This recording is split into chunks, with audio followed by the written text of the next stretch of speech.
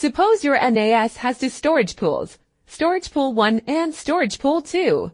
To balance access speed and data protection, you can use the backup between storage pools feature to schedule regular backups. For example, you might back up important folders like folder A from Storage Pool 1 to folder B in Storage Pool 2. This setup ensures fast data access while reducing the risk of data loss in case one pool fails.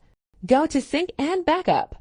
Backup and Restore. Click Create Backup Task, choose Backup between storage pools, and click Next.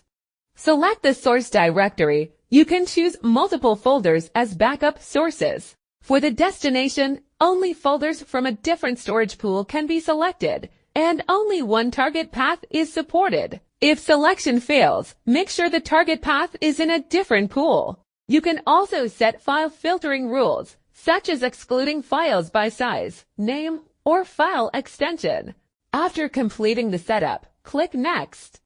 Now choose a backup mode. Incremental backup saves only files that were added or modified since the last backup. Deleted files will remain in the destination. This is ideal for keeping historical data. Image backup ensures the destination mirrors the source exactly, which is useful for accurate sync. Next, configure the schedule. You can choose daily, weekdays, weekends, or custom.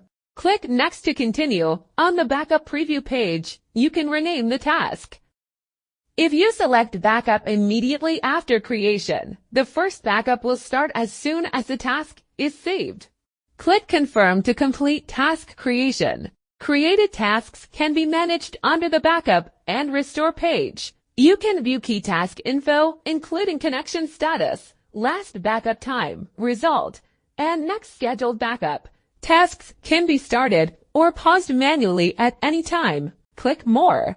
Edit task to update the task name, source folder, filters, or plan. Use Delete Task to remove any finished or unused tasks. You can also click the three dots next to any task to quickly create a new one.